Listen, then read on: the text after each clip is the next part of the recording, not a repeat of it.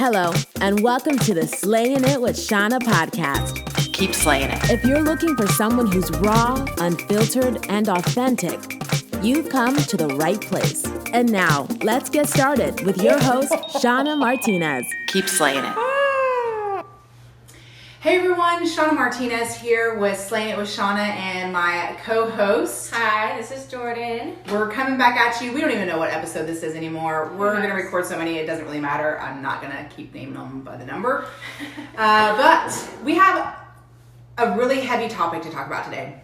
Mm-hmm. So, the big announcement came yesterday. Rachel Hollis, the author and, lifestyle guru, her and her husband Dave. Mm-hmm. She is the author of like the Girl Wash Your Face, Girl Stop Apologizing. Mm-hmm. I actually read Girl Wash Your Face. I thought it was a great book. I want to read it again. I couldn't get into the second one. I had it the other day and I had to start it because I was doing the 75 Hard Challenge, which we'll talk about that in a second. And I didn't have a book to read because I'd already read through my other one. And so I couldn't find another one. So I got on that one and started reading it again. And, so it's great. But her and her husband just announced yesterday that they're divorcing. Did it say why? She just told me about this, so I didn't know. Yeah, so the way we do things is, like, we're very off the cuff here. And so we'll literally just look at each other and say, what are we going to talk about today? Like, right before we hit record? Yeah. What are we talking about again? Yeah, or we have, like, a list of, like, little ideas and stuff, but then sometimes, like, those topics they're not, like, we don't feel like doing it that day, maybe. So then we'll talk about, something else. So I just thought, I know that we're personally, as a married couple, my husband and I, go through rough patches as well. Yeah. And so we're constantly changing up how we're running our business because, maybe it's not working for our marriage. And so what she said in her announcement, basically, this is not word for word, was that there's a lot of good things about them that work really well, mm-hmm. but they were using the things that were working really well to kind of mask the things that weren't working for them. And then for the last 3 years, they've been really struggling. And then here recently, it's been really bad. So they just decided to, end their marriage. Wow. There's been quite a lot of talk about this. Like, it's been a very hot topic. Yeah. It's been all over, the boards on Facebook. I've seen lots of comments about it. And what I thought was interesting is everybody was rallying behind her saying, oh my gosh, I'm so, of course, I didn't see any negative comments. I saw everybody being very supportive, but it brought up a very interesting thing. So, she's known as being like a very motivational speaker. Right. And book publisher and author and things like that. So it's like maybe now it's going to be even more authentic to hear what she has to say. Yes. Because she's going to be going through what more than 50% of Americans, because we have over a 50% divorce rate, are going through. And I think that she'll even be able to help people more than she was before. Like use it in her advantage. It makes her more human. It's terrible, but it kind of makes it more human and more that relatable. Because they're going to be juggling being co-parents. Mm-hmm. They're going to be, juggling divorce and what that looks like and what the new normal for them is going to be. And I think that it's going to maybe be another hot book come off the shelves due to this. I'm excited for that. I don't like it when people get knocked down, but I love to hear their story of perseverance. Right. Mm-hmm. Like, I love to hear comebacks. I love to hear how people, they fell down, but they didn't stay down. Like, I love those kind of stories. Mm-hmm. Yes, me too. Yeah, nothing will pump me up more than to see somebody else's success. Uh-huh. So I think it'll be interesting to see what comes out of this. And, definitely prayers and hugs out to her on this and him as well and the kids. But that brings me to something else I want to talk about. I didn't know I was going to talk about this. But, so we're a blended family, my husband and I. Right. So when we came in, we have 4 kids all together. And then he had 2 daughters. I had 1, and then we have 1 together. So it's like his, ours, and his, mine, and ours, or whatever. And we are actually signing papers next week for the finalizing of the adoption of me adopting his 2 daughters. So, yeah, so it's exciting. It's also like, even though I've been raising these girls since we got together when they were like 3 and 4. Mm-hmm. My daughter was the same age. She's like right smack in the middle. It's a whole other episode that we need to talk about. So I've been raising them like in every way, shape, or form, financially, so, just physically, emotionally, like I've always just been there for them. Like I knew when I met my husband that it wasn't just him that I was taking on, but I was also taking on his 2 kids. And so there's never really been like a dividing line. Like even his family was very good about, when we got together, they just always treated Caitlin like she was part of the family. She's never been left out. Like they just love her as much as they love the other kids. And so, some things have happened and, the girls don't see their mom anymore. And so the opportunity was brought up for me to adopt them, and I just said, not a problem, like no question, I'm gonna adopt these girls. Like I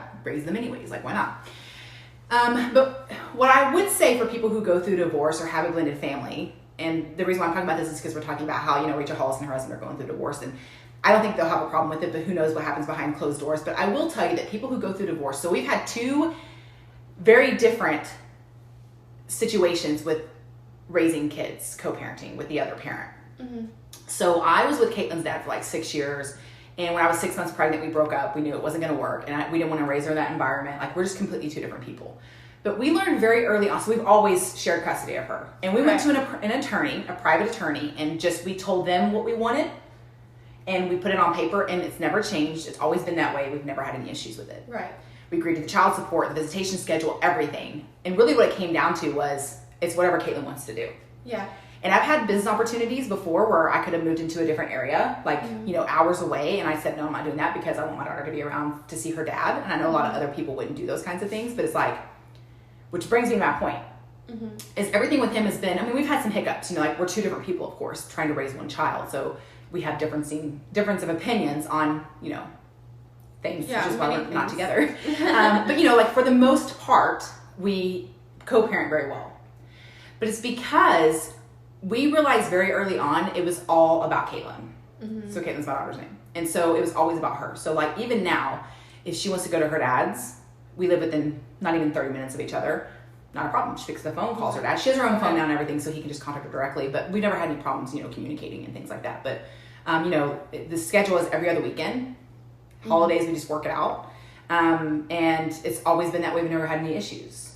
She wants to go for a week in the summer, she can. She wants to stay an extra couple days, she can. Like this past weekend, it was his weekend, quote unquote. We're not even on a schedule. It's like, you know, whatever. But she didn't come home till Monday. And then it's that's like easy breezy. Like, I was over there showing property. Those of you who don't know, I'm a real estate agent. If you don't know me, you should. You should. Everybody should know me. And so I just texted him and said, hey, I'm going to be over in the area. I'll save you a trip from having to come meet me. Can I just pick her up? Not a problem. Right. And vice versa. Like, oh, well, you want to come pick her up? Sorry, I have to go show property last minute. Can you come by the house and pick her up? Not a problem. Like, it's just never been a problem. We've always worked it out. Then you look at the other side, and it is not that way. So there was a lot of it was just not a good situation. Mm-hmm. And the thing is that you know it's not a good situation when a dad gets custody of his two young daughters. Like, it's not like, you know, there was drugs or anything like that involved, but it was just very noticeably different, like having a very hands-on parent who's there for the kids and one who wasn't. And so it was like the judge saw that. It took him 1.5 years to get divorced. It was like ridiculous. I met him when he was like 6 months into his divorce, and it was like the longest nightmare. Yes, and it really was. And so I think at the end of it, I think she thought that she was going to get custody of the girls just because she's the mom, and that's what judges do. But usually in Texas, yes. Yes, but that's not what happened. The judge said, you know, all these things have gone on, and, you know, for whatever reason, he granted custody to my husband. Mm-hmm. And thank the Lord he did, because my husband would have been heartbroken if he didn't have his daughters. Like, my husband's not a normal dad. Like, he's like, here's the normal dad, and like my husband's like up there somewhere. The Mount Arm he is pretty cool. Yeah. So, you know, you ever love somebody and then they love their children, like you love them even more. It's like, you can't even explain it. But it was just a very negative experience. Like, I mean, of course she was pissed. Yeah. You know, and it wasn't for her, to be honest. Like, I just feel like we're honest on this show, so I'm just going to be honest. It wasn't about her not having any kids. It was about her having to pay child support. Right. That's what 100% what it came down to. It came down to money. Wow. That's kind of sad. And that's kind of why he ended up with custody with them, because like when they were divorced, she only went to him when she needed money, and she always wanted more money, even though he had the girls 99% of the time. Mm-hmm. And so she would only ask for money, and she never asked for time. Interesting. So when they went to their final hearing or whatever, it was like, there's one person that's all about the children, one person who's not about them at all. Like, who do you think is going to get the custody? Exactly. So, you know, it's been going on for however many years now, and just the visitation got less and less and less and less, and then she pretty much went and started a new life, and, you know, had another kid and got married and all this different stuff, and then it was pretty much inconvenient for her to come down here to see the girls. And so, you know, that's kind of the way that it is. But I will say that what we've learned is, and I come from a blended family as well, so from divorced parents and, you know, having step siblings and half siblings and those kinds of things. I will tell you, we don't raise our kids like that. We raise our kids as we're one full unit. Right. We've even asked my daughter if she wants to hyphenate her last name and add Martinez to it to make her feel like she's more of a part of our unit. She doesn't want to. She's like, no, I'm good with my last name. Who, Caitlin? Yeah. Oh, okay. But we've offered it like so many times. And even this time when we were going to sign the papers next week to finalize the adoption, we even say, hey, do you want to think about this again? Like, now I'm now their mother officially, even though I have been this whole time. But on paper, I'm now their mom. Like, do you want to change your last name and hyphenate it and add Martinez? And she still is like, no, not going to do it. I'm like, that's okay, fine. that's fine. Yeah. But so being half step, we've never treated our kids like that. Like these are not her stepsisters. These are her sisters. Silas is not her half brother. It's their brother. Like, it's just the way that it is. My family's always accepted them. His family's always accepted them. And I will say that growing up in a family with divorced parents, and seeing both sides of that, I will say that when you get divorced, if there's any advice that I could offer, and I'm not always the best at things, and I don't always do things right, and I've learned a lot of things through mistakes, of course, but I think if you focus more on the kids and make it what's best for them and take your feelings out of it, yes, I think that it's a lot easier to co-parent if both parents have that objective. Yes. I agree. And the reason why I say that is because, like, when you get divorced, you're mad. I mean, it's like you're upset that person's let you down, whatever the situation. Wasted time, just everything. Yeah. You're just really angry at the other person. And so it's like, you don't care what they want to do. It's like, like the kids, can we swap weekends? My family's coming. Nope, not going to do it. Like, really?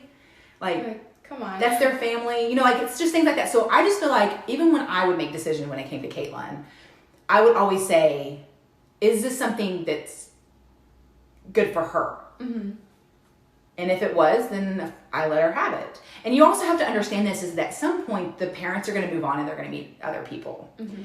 And here's what you have to do, as hard as it is, and unless you have some reason, they're not safe or whatever the situation is, you can't trust the other parent, then that's a whole other thing.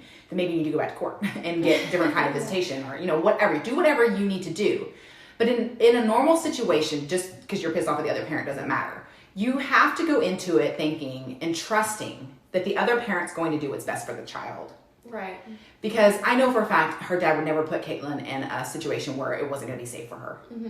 Like, he loves her. He's not going to do anything. I may not agree with his decisions, but at the end of the day, he's her dad. Right. He's going to want to do things his way. That's why we're not together. It's like, And same thing, you're going to want to be with somebody, and you need to look at it the same way. Like, why are, if they're not letting you make changes, or if you can't co-parent, you need to look at, am I the problem, or am I am I helping or am I hurting the situation? Right. It's very easy. In my opinion, I feel like it's very easy to co-parent when both people have the same agenda. Right. And the same about goal, the kids. which is just about growing your kids up, raising your kids up to be decent, good human beings. Yes. Like, our philosophy is we just want our kids, we tell them all the time, all you have to do is do well in school, be a good person, and be respectful. That's easy. That's it. That's the only thing you have to do. Like, literally the only thing you have to do. So I feel like as long as both parents have that same objective, we're all about just our kids having fun. Like, we don't want to put responsibility on our kids. It's not time for them to have that responsibility. They're young, Yeah. We want them to understand and be understanding towards other people and have consideration. Right. But so I would say that it makes things a lot easier when both parents are on the same page, you both just go into it wanting the best for your kids. Right. In an ideal situation. Yes. It's not always like that. And sometimes you do have to wait. I mean, sometimes there is like a little bit of a waiting period for that to happen because both people are just super pissed at each other. I get that. And I mean, I had hopes and dreams, and they're way different than they are now. And I thank the Lord for that. I thank God for unanswered prayers, because my life would be night and day difference if I was not with my husband and not living the life I am right now. If I had stayed in that situation, there's no telling what I'd be barefoot, 6 kids, pregnant again, probably right now. Like, some people just want simple lives, and that's just not me. Yeah. That's fine. That's great for those people. But, I wouldn't be happy like I am now. Yeah. And so I will say that, like, the divorce rate is really high. And that's what I wanted to talk about was, like, with the pandemic and everything that's going on with the pandemic, the number one thing that we're seeing right now, or that we're hearing, is that the divorce rate's higher because you're spending more time with your spouse. Oh, gosh. Yeah. But I feel like nothing really changed for us because we worked from home. We worked with each other. We saw each other pretty much all day, every day. The only difference is now our kids are thrown into it. And that is very stressful. Yes. To have your kids at home and like adjusting. Yes. But it's better now, I think, just because I think when my kids finally realized that me being home didn't mean I was off work. Yes.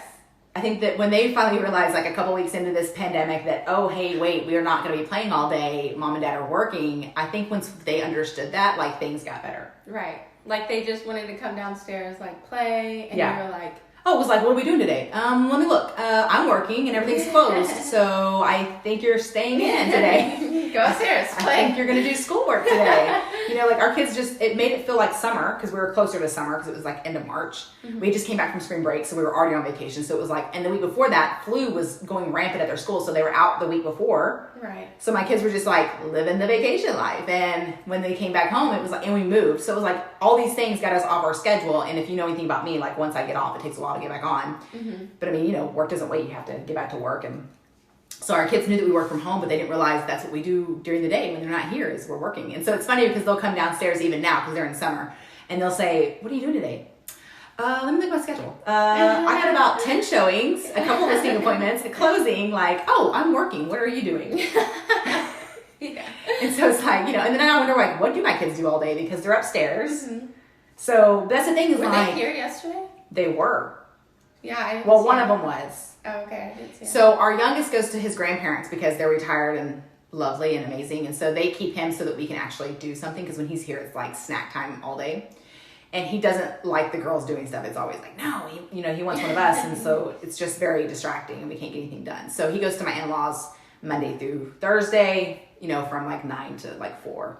And then the girls, they go with them sometimes. So yesterday, 2 of them went and one of them was here. But, we never hear from her. So it's like, our kids are so different, like all their personalities. Yeah, they really are. Yes. It's funny. Yes. And so, but a lot of people are not used to being at home with their spouse 24/7, being with them. And I think that a lot of people figured out they don't like their spouse. Gosh, that's harsh, but yeah. Mm-hmm. And you always hear about that when like people, when they become empty nesters. Uh-huh. Like, I even know people who, like, their kids are completely moved out of the house. True, yes. And they're divorced. They got divorced or they're divorcing or whatever. And it's because they figure out that when they don't have the kids to focus on, mm-hmm. they really don't like each other that much. Yes. Or they will realize it before the kid is 18. And then they're going to be like, oh, we'll just wait it out. Everybody always does it for the kids. Yeah. They stay together for the kids. And it's like, if you're miserable, do yourself a favor. Don't stay together for the kids. Like, yeah. I just think always trying to have, and I say this knowing that like my husband and I struggle too. Like yesterday we pulled up in the park in the driveway. Jordan was here at the house. We work from our home. And so we were having a conversation. I think we sat in the car like 30 minutes having a conversation. And it was basically like, we're kind of at an area where we struggle. We struggle because it's, especially when you work with your spouse and like I just like things to be perfect. Yes. And she knows this. And so my husband sometimes, like, he doesn't have the attention to detail. He's great at all the things I'm not great at, but attention to detail he's not great at.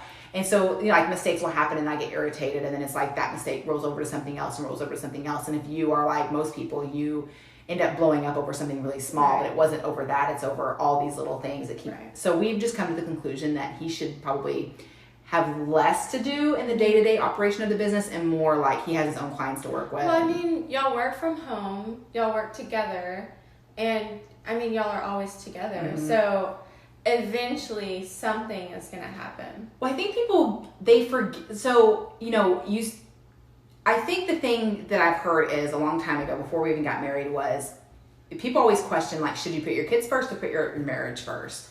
And I think the correct answer is you're supposed to put your marriage first above your kids. Right. Because if you don't have a good marriage, you're not good with each other, and you're not happy in your marriage, you can't be a good parent. Right. Or you can't be the best parent. Yeah, and then your kids see that, and it's just not good. Yes.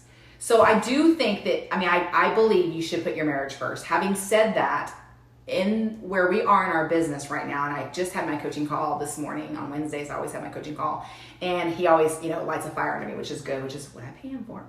And he's amazing. And he basically said, you have to stop putting your family and your husband on the back burner, or one of these days you're not going to have them. And so we have to do this. I haven't talked to my husband about it yet because we've both been out doing stuff today. But later on, when we get back together, meeting of the minds, we will sit down with the calendar and say, okay, what are we doing on weekends? Where are we going? Come up with a plan and make plans together as a husband and wife and family. And he wants us to have those date nights. Yes, you definitely should. So before we had Silas and our kids would go to the other parent's house, like every other weekend, we would have, a couple of weekends a month where it was just us. And that was do your date. And so we'd always have date nights or date weekends. We go to movies, we do whatever. Now, everything's closed or whatever, so you have to be a little bit more creative. But I do think it's important now more than ever, obviously, because the divorce rate's going sky high. Every time I turn around, somebody's getting divorced. Yeah. I think you need to try harder more now than ever to be able to have that time with your spouse. Absolutely.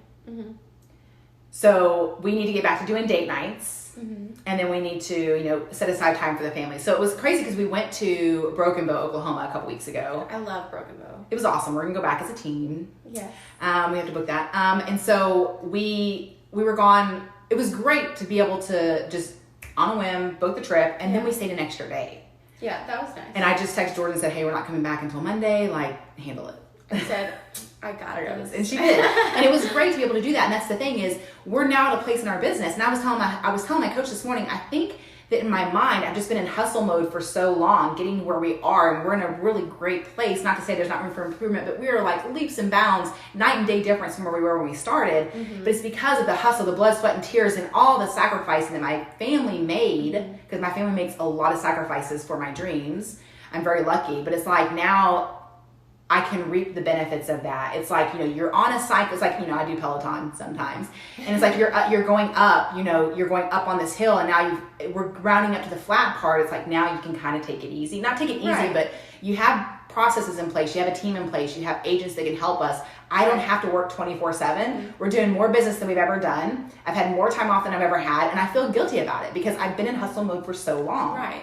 Like the hill just isn't as steep anymore. No, like before it was like straight up, hold on, buckle in, like we've got to get balls to the wall kind of stuff. But it's been 2.5 years of that, and because I started out as a part-time agent running a company, and then I went to full-time agent 2.5 years ago, and I got into coaching immediately. But then my goals changed. It's like I had a lot of income to make up, so it was like just constant, just hustle mode, like 24/7, never miss a phone call, never miss a text. Like if they wanted to show Sunday night at 9 o'clock, I'm there, it's like, and then you start setting that expectation that you're available 24/7.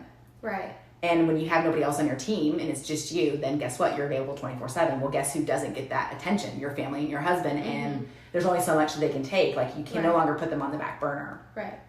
Did you know that it was going to be so time consuming and that hard when you first started? No. But then I didn't realize I didn't look at what we do in real estate. I didn't look at it as a business. Okay.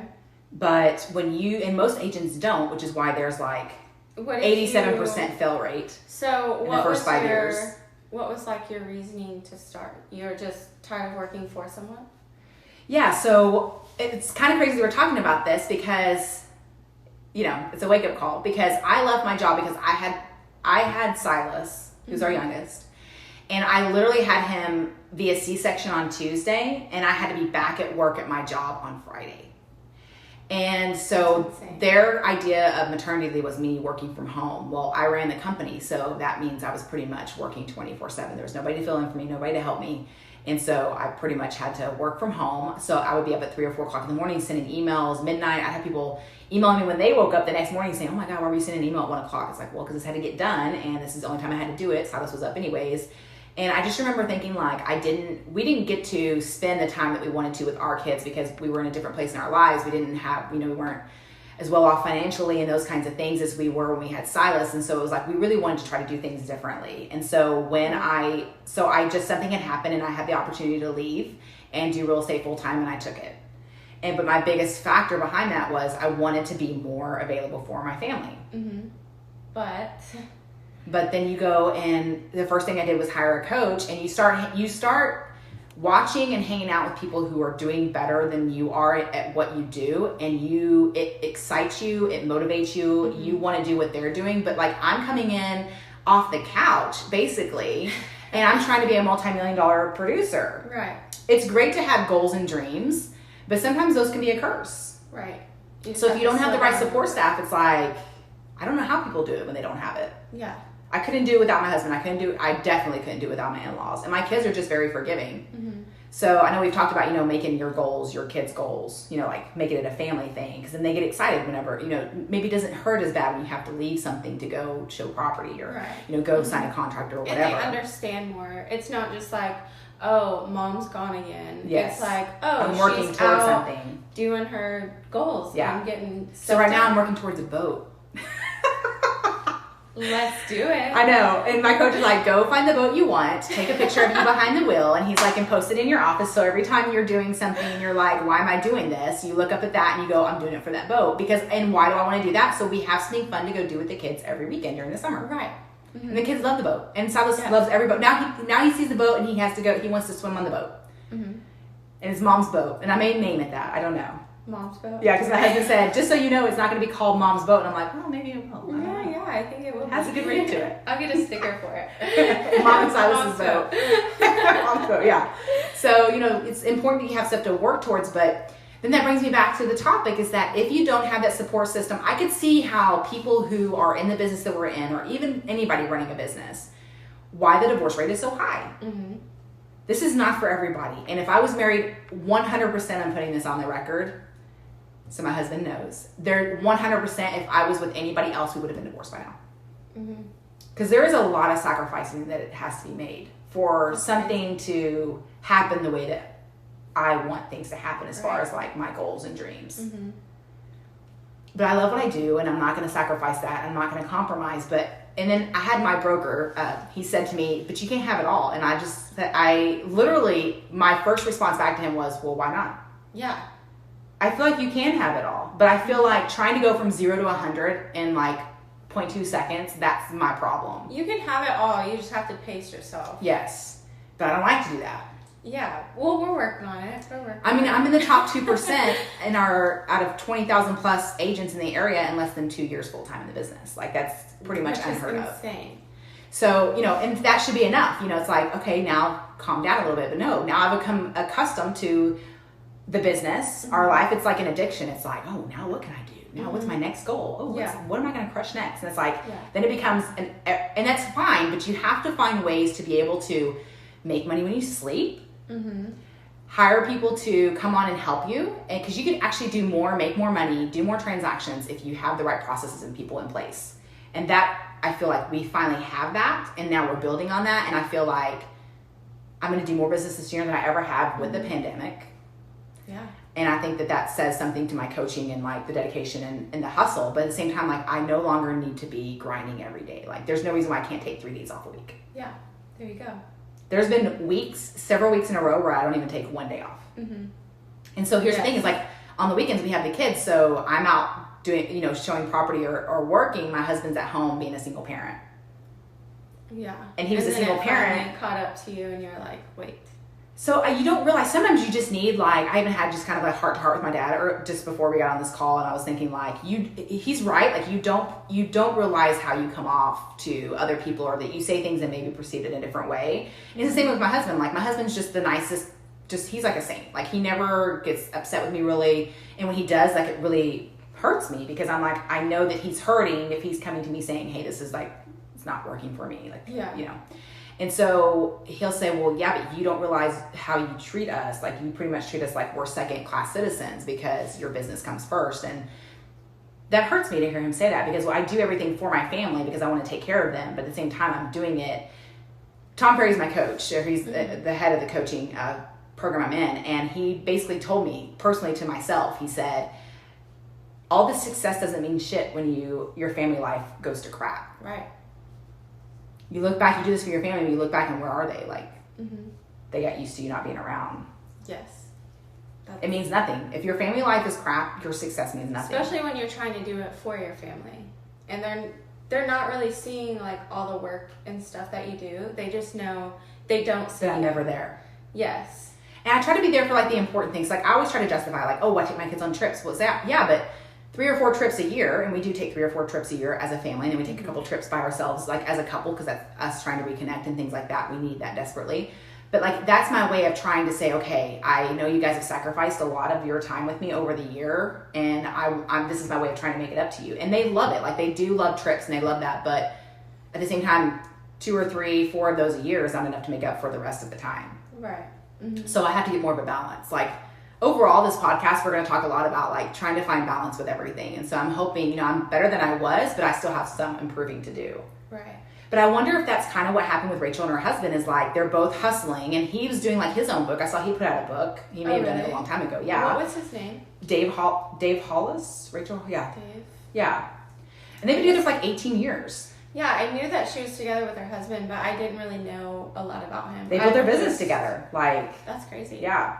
But it's very stressful. I mean, like, being married is stressful anyways if you marry the wrong spouse. But if you marry a good one, it's still stressful. Mm-hmm. Because, there's just, you're being pulled in a million different directions, and you have dreams and goals. And then as time goes on, people evolve. They change, their hopes, dreams change, everything changes. And then they change as people too. Like, I'm not the same person I was when I got with my husband. Right. And neither is he. And thank God for that. I mean, not for him, but I just mean, like, thank God in general that people are not the same people. Like, you should be growing and improving. Right. But sometimes you end up doing that in opposite directions. Yeah. And then what do? I don't know. What do you do? I don't know. I always just look at the grass is definitely not going to be greener on the other side. No. And it's kind of, it's not the worst problem to have, to be successful and like want to connect with your spouse and then want you to be around. That's not a bad not a bad thing to have. Right. Mm-hmm. Yeah, that reminds me of a song that I heard yesterday by Luke Combs. It's called Must Have Never Met You. Oh. It's about this guy. He always thinks like, oh, it's greener on the other side, like I can do better. And he's like, well, they must have never met you because this is where it's at, basically. Yeah. So I was like, that's pretty cool. Yeah. He's a good songwriter. Oh, yeah. Because he did the 6 Feet Apart, right? Mm-hmm. Yeah. He just like comes up with these songs. He's really good. Isn't that weird how like something will change your perspective, like hearing like how your thoughts, somebody else can write it into a song and you're like, that's what I always wanted to say. Yeah. Mm-hmm. Or this successful song, I'm like, really? Like, I could have wrote that. It's the FOMO, like you're missing out. It's almost like Shark Tank. So we were just talking about this because I got a shipment in. I get a shipment every day, and I open it and I'm like, oh, it's my new bras from. I order SheFit bras. They're a Shark Tank product. We'll talk about that on a podcast. We're going to do a show on all my little favorite things. And so we were just talking about that. And it's like, but things happen all the time where a product will come out and you're like, why didn't I think of that? Right? Like, I could be a millionaire. Mm-hmm. Like, one of our favorite products, TMI, one of our favorite products is the Squatty Potty. Oh my gosh, I want one so bad. We have one. Yes, I know. It's awesome. I've used it at your old It was in the bathroom. Like, I just because it didn't fit in our old bathroom, but now it fits in our new one, and I'm like, I feel like we should have one in everybody's bathroom. Yes, can you put one down here, I will. please? I will. Put it on the list of things for us to get. But yes, we will get one. But like, it's just like simple things like that. Like, I mean, I could have thought of putting a stool under a toilet, and for me to, and I just think I like it because I can be on my phone, Yeah, your legs don't get tired. Like, it's the greatest thing. There's so many cool products out there, but how many divorces probably happen from people coming up with those products? That is so true.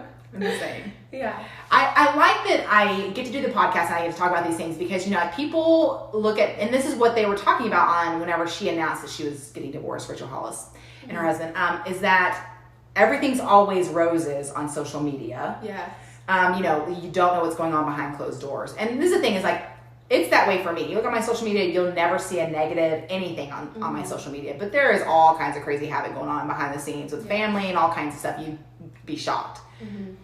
I don't put it on social media, not because I want people to think I'm perfect and my life is perfect, because it's not.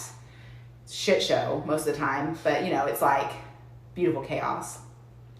But I don't put stuff out there because I don't like creating drama, like negative stuff. Right. Like, I have people, and I'm sure you do. You know these people too. I have to hide them from my thing. I don't unfriend them. I just don't follow them anymore.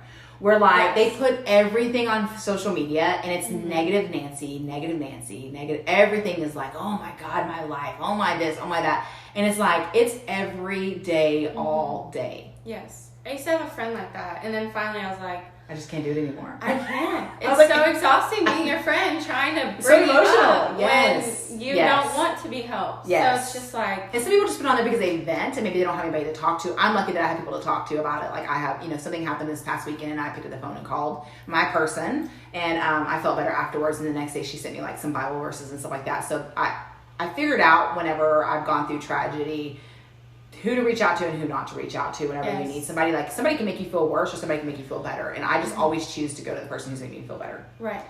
And she knows our struggles with our marriage and things like that. And it's like, I'm not saying that I have not thrown the D word around because I have, but it's usually just out of frustration. And it's like, I never in a million years ever want to divorce my husband. Like, right. If it doesn't work out with him, there's no way it's going to work out with anybody else. Like, I'm just saying. Yes, he's a saint. He is a saint. And he's such a good dad. And he's like so many other things. And so it's like, sometimes you get wrapped up in your day-to-day life that you forget, about those important people. Yes. And they feel like they're not important.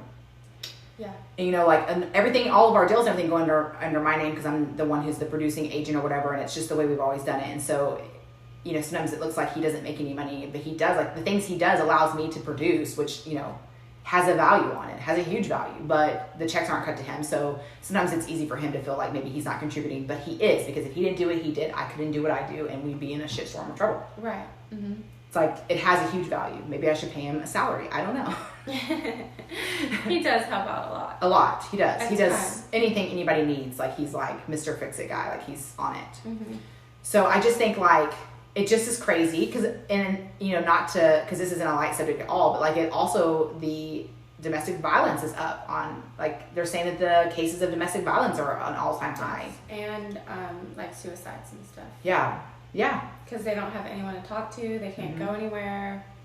Stuff like that. It's tough. It's really sad. And it's like, my heart breaks for those people. Yeah. My heart breaks for those people. And then I've gotten to where I watch TikTok a lot, and I was watching this one TikTok, and it just came on my feed. And it was this lady talking to this woman about getting an apple pie recipe from her aunt or something. And in the video, the lady, she had her hand up like this, and she's like that. And apparently that's the international symbol for you're in a domestic violence situation. Oh my gosh, that gave me chills. I did not know that. Or you can call and order a pizza. I've heard that.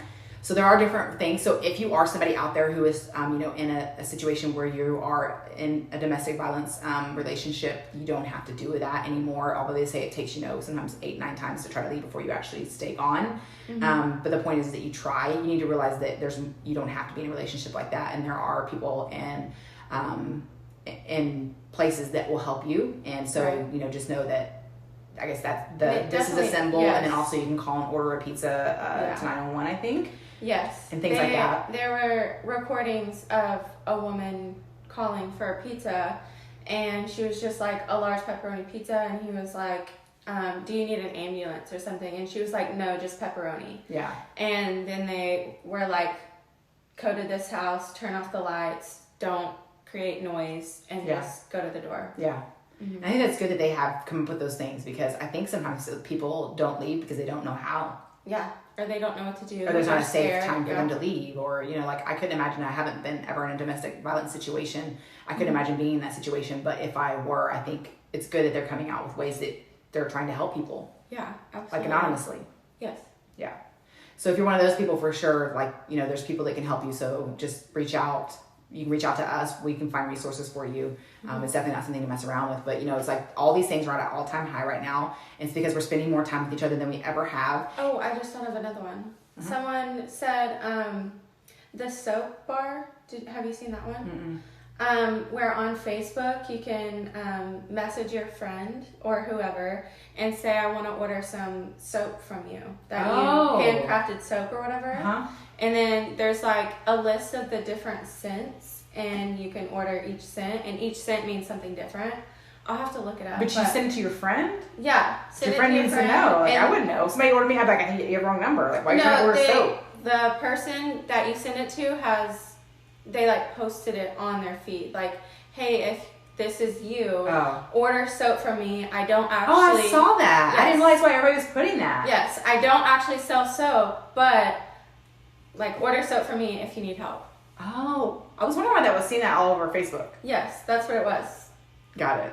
Mm-hmm.